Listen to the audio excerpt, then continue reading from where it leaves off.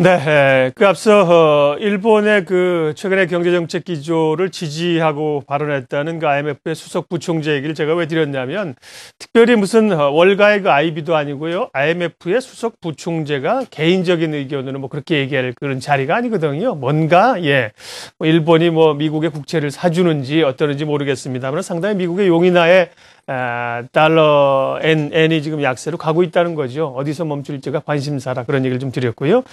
장영혁 팀장님의 시각은 어떤지 색다른 전략에서 들어보겠습니다. 한국투자증권 이프렌드예요. 장영혁 팀장 함께합니다. 어서 오십시오. 네, 안녕하세요.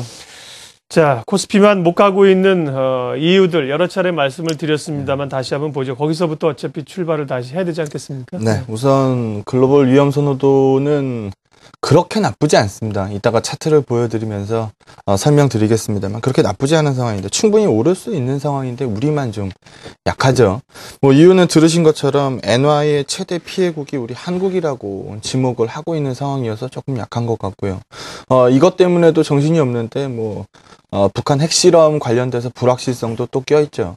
실적 발표 최근에 보면은 그렇게 썩 안 좋습니다.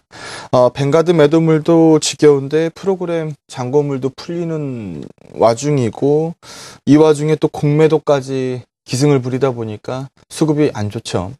여러 가지로 조금씩 부족합니다. 그러다 보니까 1월 증시에서 큰 디커플링을 맞았다라고 보시면 될 것 같아요.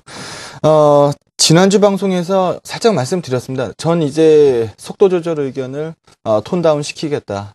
일제는 반등에 대한 기대를 슬슬 가져보겠다라는 쪽으로 지난주에 말씀을 드렸는데요.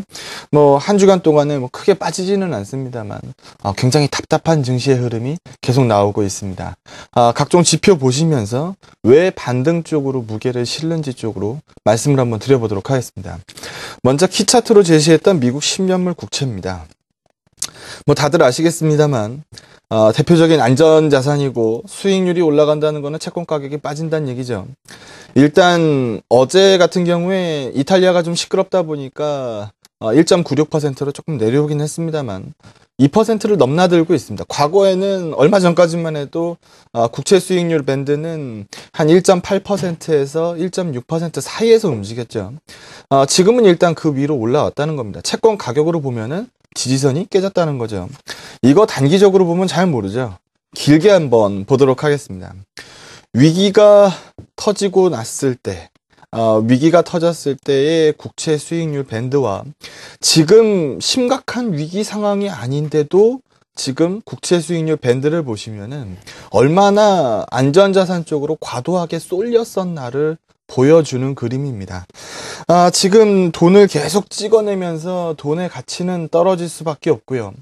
제로금리를 한동안 끌고 간다라고 얘기했기 때문에 국채 수익률 튀는 부분에도 물론 지장이 좀 있었을 겁니다. 하지만 돈을 찍어내서 돈이 가치가 떨어지는 부분을 표현해주는 차트가 있죠. S&P입니다. 주식으로 인플레이션이 전이되고 있는 모습을 보여주고 있는데 표만 딱 보게 되면 이번에도 맞고 떨어지는 거 아니야? 이런 생각이 들 수도 있을 겁니다. 처음에 고점 부분 닷컴 버블이 꺼질 때입니다. 2000년도 초반이죠. 그 이전까지 경기 상황 아주 좋았고요. 2007년도 우리 모두 다 해피했던 시절입니다. 그 이후에 중국 버블이 꺼졌고요. 서브프라임 사태가 벌어졌죠. 그 이후에 급락했습니다. 지금 현재 왜 올라왔습니까? 지금 현재는 그때만큼 경기가 좋지 않죠. 풀려있는 유동성이 버블을 생성하고 있는 과정이라는 겁니다. 이번에 만약에 S&P가 1500 중반대를 넘지 못하고 부러져 버린다. 부러지면 나중에 뭘로 올릴지에 대해서 한번 생각해 보셨으면 좋겠습니다. 지금 돈을 풀어서 올려놓은 증시입니다. 여기서 부러지는 거는 약간 어색하죠. 글로벌 채권 지수하고 주가 지수, 이것도 굉장히 중요한 그림입니다. 두 번째 지표에서 보여드린 것처럼 채권 쪽으로 너무 과하게 쏠렸다라는 말씀을 드렸죠. 그러다 보니까 채권 쪽으로 일단 멈춥니다. 그 대신 주가 지수 쪽으로 상당히 가파르게 올라오고 있거든요. S&P 500 이번에 뚫는 분위기가 나올 것으로 봅니다. 버블 생성에 대한 시도가 계속 될 거라고 보는 거죠.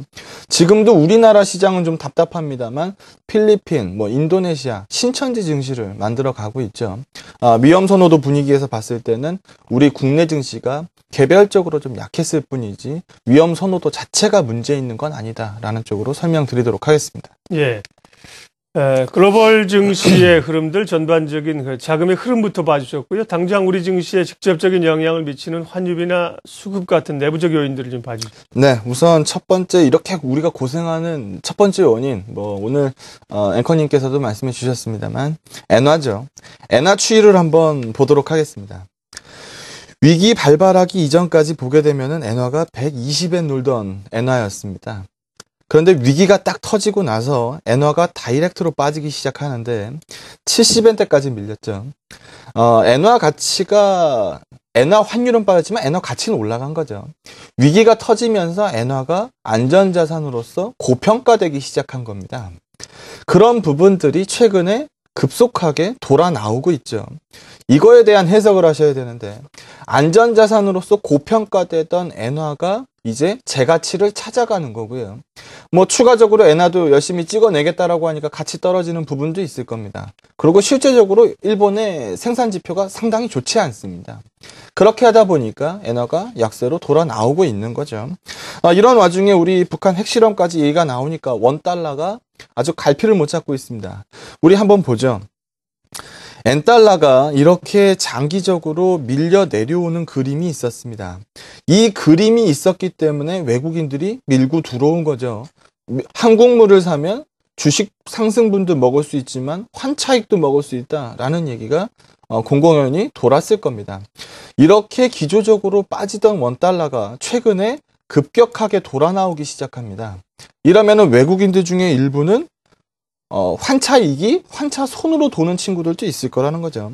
근데 여기서 지난주에도 말씀드렸듯이 한 번 더 돌면 추가적으로 외국인들의 배팅도 고려하셔야 된다는 겁니다.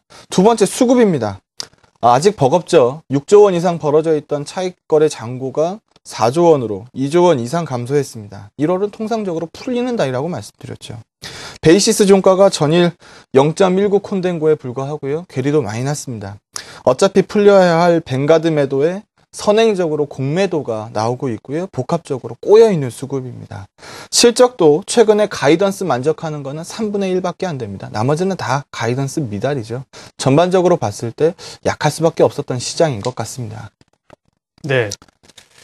자, 여러 가지 주변 정황들을 짚어봤습니다. 여기까지 우리가 동일하게 고민을 하고 있는 부분이고요. 장영혁 팀장께서는 그럼에도 불구하고 우리 시장 이제는 반등을 생각해야 된다. 반등을 해야 할 이유를 찾아야 된다. 이유가 있다. 제일 오늘 듣고 싶은 얘기거든요. 네. 제가 이제 보여드릴 그림이 오늘의 결론이죠. 네. PER 스프레드서부터 한번 보도록 하겠습니다.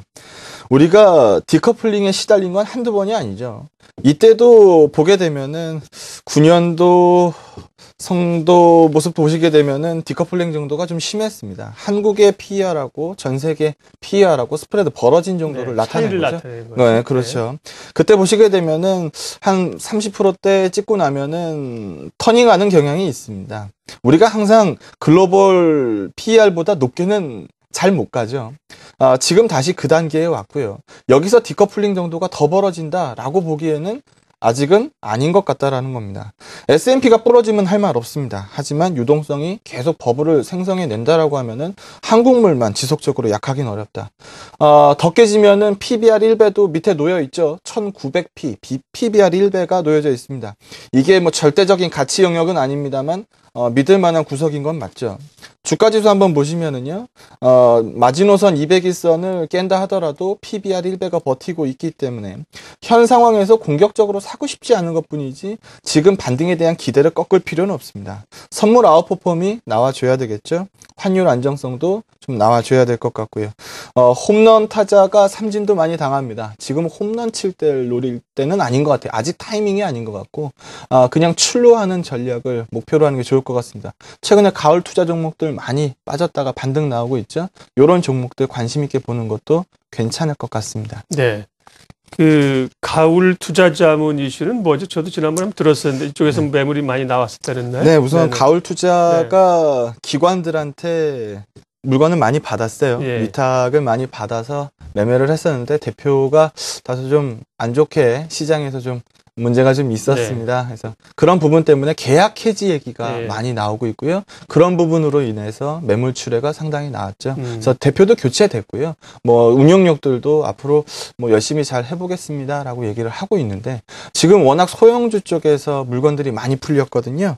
뭐 아이마켓 코리아라든지 SBS 미디어 홀딩스, 포스코엠텍, 신팩 네. 뭐 이런 종목들 많이 급락했다가 저점 대비 이제 슬슬 돌아 나오는 종목들입니다.